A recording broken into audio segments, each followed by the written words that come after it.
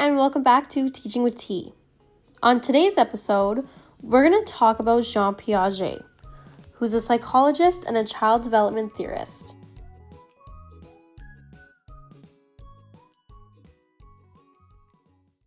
Jean Piaget was born in 1896 and sadly perished in 1980. He was a psychologist who studied zoology, philosophy, biology, epistemology, and then became interested in child development theory. Formal operations are the four domains of cognitive development that Jean Piaget developed.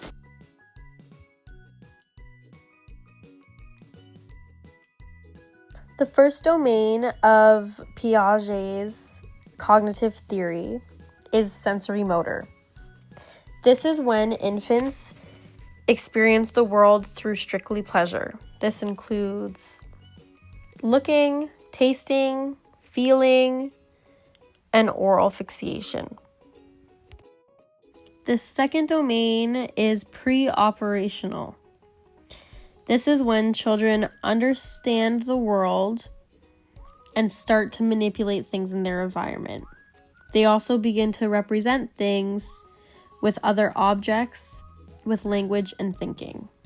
They begin to pretend play and construct ideas, concrete ideas. The third stage of Piaget's theory is concrete operational. This is when children begin to use logic and see similarities and differences between people, their environment, and the world. They move from concrete thinking to logical thinking, although they still struggle with abstract thinking and hypothetical thoughts. The final stage is formal operational.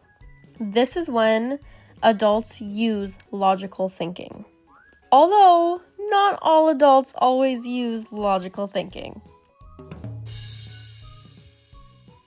During this stage, abstract thought is also now present. There's more hypothetical thinking. Thinking also includes moral and ethical reasoning gathered from information we've retrieved from our lives. I, as an early childhood educator, question why there's only 4 stages with such large age ranges. For an example, the second stage, pre-operational, is from 2 years old to 7 years old. A 2-year-old and a 7-year-old are completely different in the sense of development. So I question, how accurate is this still today? If you yourself are an early childhood educator, I encourage you to look at the 4 stages and the ages they're supposed to correlate to and see how accurate you think it is in your programming. And if you're not an early childhood educator, I still encourage you to look at the children around you. How does this apply to you?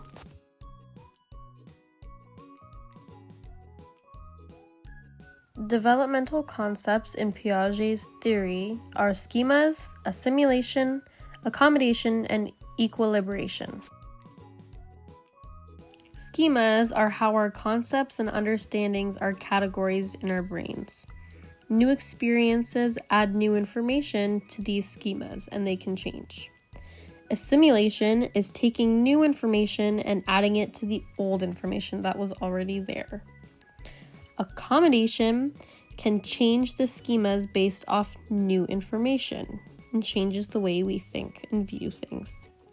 Equilibration is assimilation and accommodation together. It changes our behavior and our knowledge.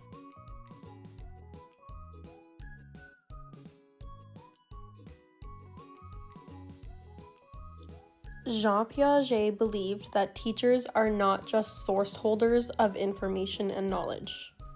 We as early childhood educators are there to help guide children on what they're discovering about themselves and the world.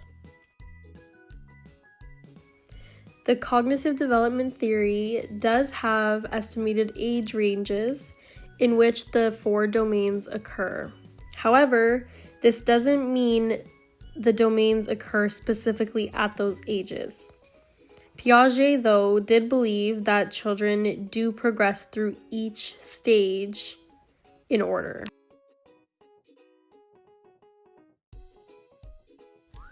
In the field of early childhood education, we plan programming and provocations based on where the children are in the 4 domains.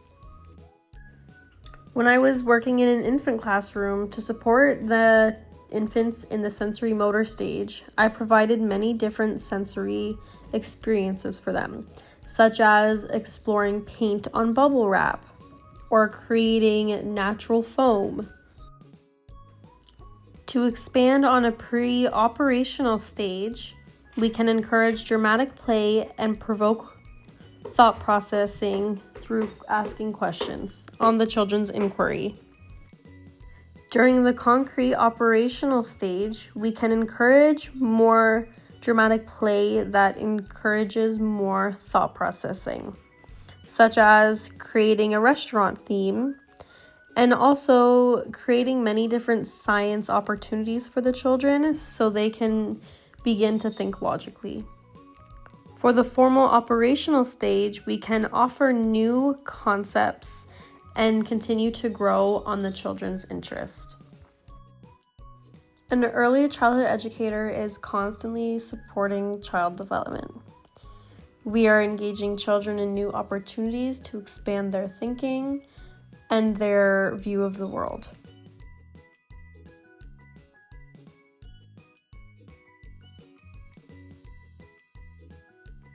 Many critics say that Jean Piaget's work is biased and the way he reached his conclusion simply does not make sense. Most of Jean Piaget's theory on cognitive development was based off observing his own 3 children's development throughout the years.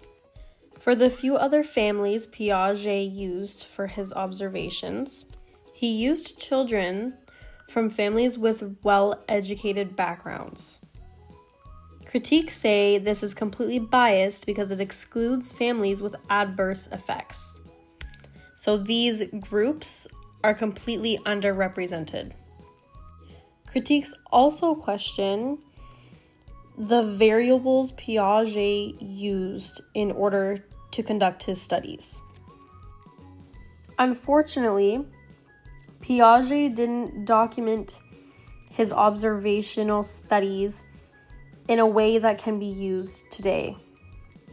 Meaning, we cannot replicate the tasks and studies Piaget used to create his theory.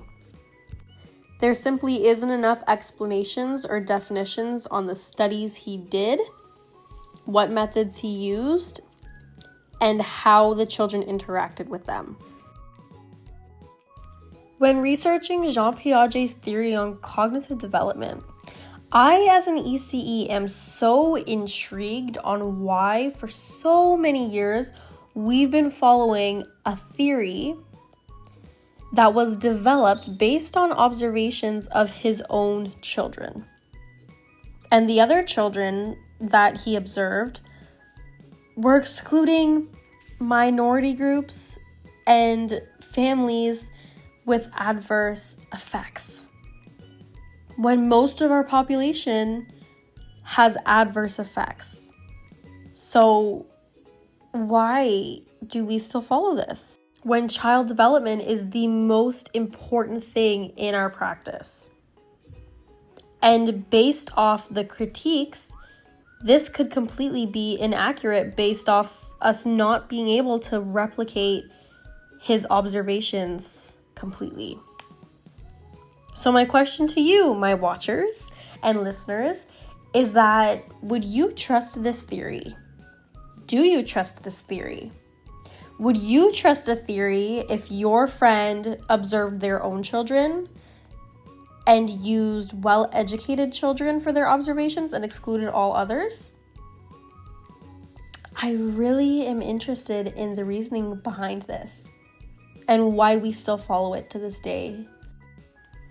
When learning about Piaget's theory in college, I don't remember really focusing in on the critiques. Food for thought. Do you or do you not agree with this theory?